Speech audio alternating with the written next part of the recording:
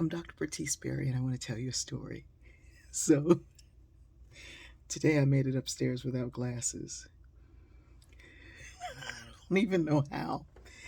Um, anyway, that's a whole nother story. So, here we go. Um,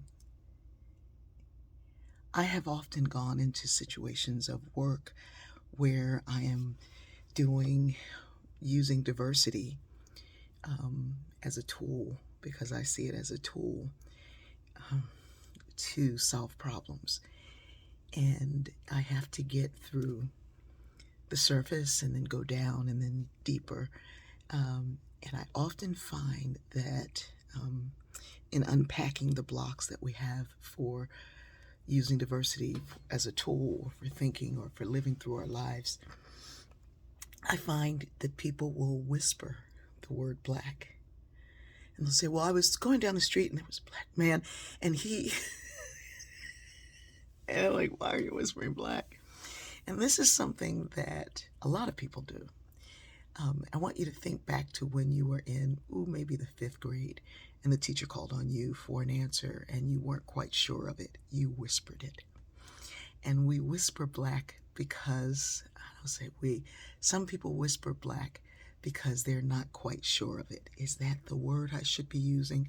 I was told African American is the proper term. I grew up hearing colored. Are they Negro? I don't know. Are they POC? What is the term? What is the new term? And here's what you should know. For the most part, Black people, African American people, Africans in America, Blacks throughout the world, for the most part, global majority, for the most part, we were not given a choice in what we'd be called. In my house growing up during the time of the 60s, people were called colored, and we were not allowed to say colored. My mother would say, what color was he colored? We said black. My mother, for a short time, was a Garveyite, so you can look up Marcus Garvey. So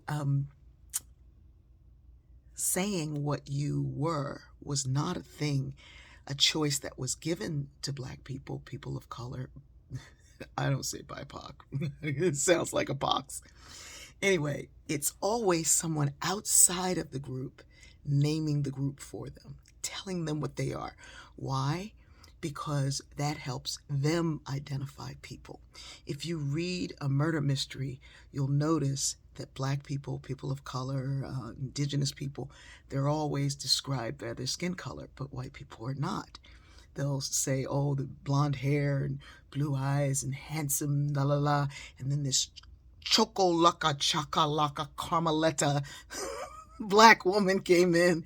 And so those descriptors are defined by someone else for them to distinguish or divide in their minds who someone is. So now we're in a place of saying, what do I call you? And while I grew up using and preferring the word Black, there are some people who prefer African American. There's some people who prefer American. There's some people. Here's the thing. When you're in a relationship with people and you get close enough to them, you know the terms they use. You also know their name. So we should see color. Not seeing color is like me not seeing this sewing machine right now because I don't have on any glasses and I can't see any of that. And all of that, I can't see it. And I don't want to not see all these beautiful differences. I want to celebrate every last one of them. And I want to come together and use each one of the differences, all the background and the internal stuff and the things that you've learned and the ways you've expressed yourself. And I want to combine it with what I've learned and the way I express myself into something completely new. We don't have to whisper Black. We can get to know one another well enough to be able to say, that's Bertice. She go by Black. Probably shouldn't say that to somebody else because they don't have the relationship and they don't get it. I love you.